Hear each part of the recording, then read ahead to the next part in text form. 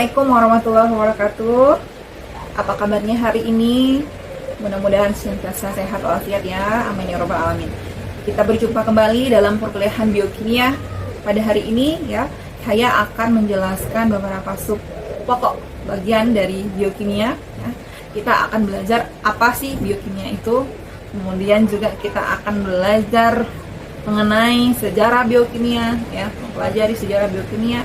Tujuan kita belajar biokimia untuk apa, kemudian aplikasi ilmu biokimia dalam bidang kehidupan kita, dan juga kita akan menyinggung pokok-pokok bahasan yang tentu akan dibahas dalam ilmu biokimia ini. Langsung saja ya, apa itu biokimia? Ya, kira-kira ada yang tahu arti biokimia? Bio yang artinya adalah apa? Makhluk hidup, dan kimia yang artinya proses ya, proses atau reaksi. Kalau kita dengar kata kimia, kita berbayangnya adalah reaksi.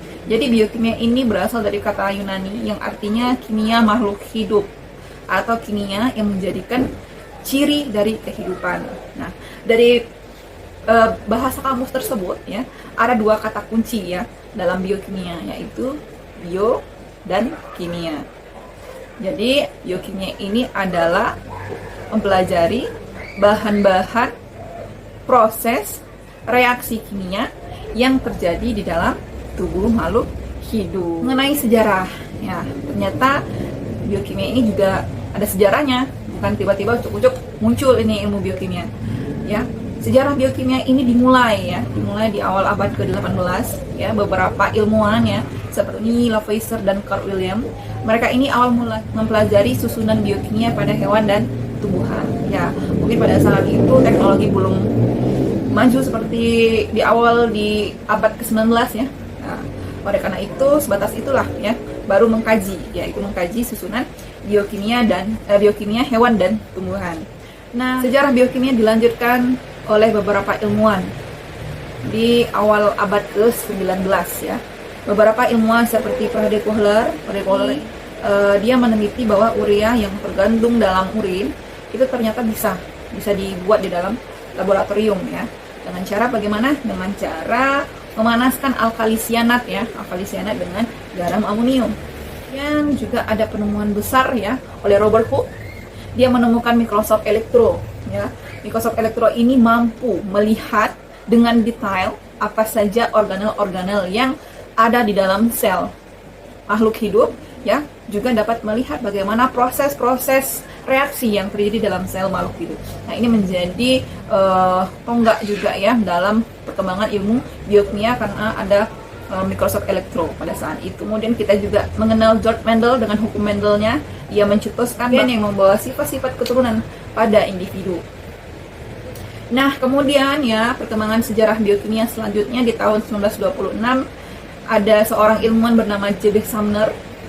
Dia membuktikan bahwa enzim ya, yaitu enzim urease. Nah, enzim ini bisa diperoleh ya, bisa disintesis, bisa dibuat dari biji kara pedang dan dapat dikristalkan seperti senyawa organik lainnya. Wow ya. Jadi ternyata biji kara pedang itu mengandung senyawa yang disebut dengan enzim dan bisa dikristalkan ya seperti senyawa-senyawa kimia yang ada di laboratorium. Dari bidang biokimia ya yang sangat besar ya pada tahun 1950-an oleh dua orang ilmuwan bernama James Watt Francis Crick. Nah, ini penemuan yang sangat fenomenal ya. Mereka menemukan bahwa DNA itu berbentuk helix. Helix itu seperti rantai yang berputar-putar ya, helix ganda. Oleh karena itu rantai DNA itu diberi nama Watson and Crick ya oleh dua orang penemunya. Itu menjadi salah satu tonggak utama dalam bidang biokimia ya, khususnya tentang ilmu pewarisan genetik. Kemudian ilmu biokimia terus berkembang hingga saat ini ya. Biokimia modern juga menghasilkan beberapa alat canggih ya seperti elektrofloresis ya, protein-protein ya, kemudian juga ada sequencing DNA ya. Jadi bisa dipotong-potong nih sifat-sifat unggul itu kita bisa diambil kemudian dimasukkan dalam suatu individu baru ya, begitu. Dari pemaparan ya mengenai apa itu biokimia, ilmu biokimia itu apa, kemudian sejarahnya bagaimana, tentu kita harus tahu ini tujuan kita belajar biokimia apa. Kira-kira untuk apa? Ya, Tujuan kita mempelajari biokimia adalah untuk memahami ya bagaimana interaksi-interaksi antara bahan-bahan kimia ya, antara bahan-bahan kimia, kemudian prosesnya bagaimana, kemudian energi yang dihasilkan seperti apa dan bagaimana ya dalam lingkup makhluk hidup ya, dalam lingkup sel ya, yang namanya makhluk hidup pasti punya sel, walaupun cuman ada satu sel ya disebut juga makhluk hidup seperti apa. Kita akan belajar tentang bagaimana unsur kimia ya, unsur-unsur kimia penyusun dari makhluk hidup.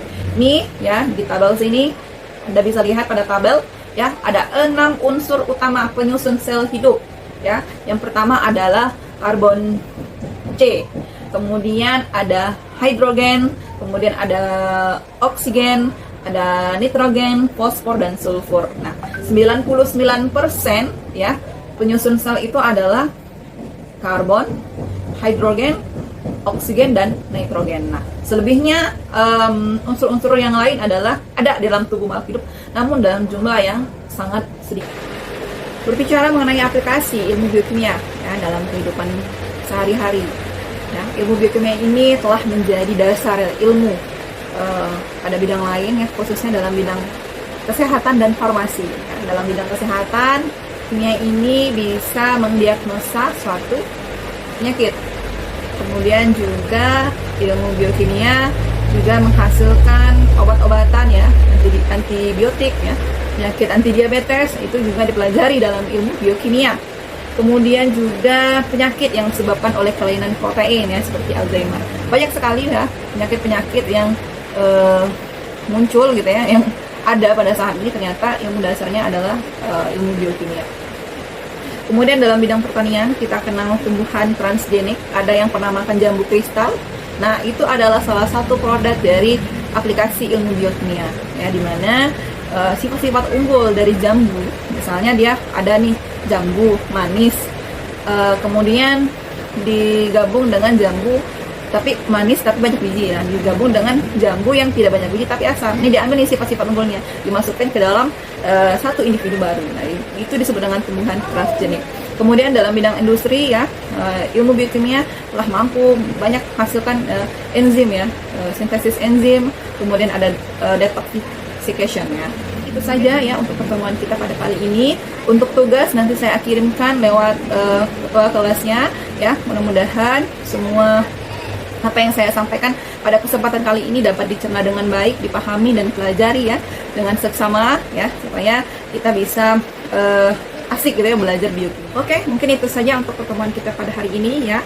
Kita berjumpa lagi pada pertemuan selanjutnya, tentu akan membahas chapter-chapter biokimia ya. Sampai jumpa lagi. Assalamualaikum warahmatullahi wabarakatuh.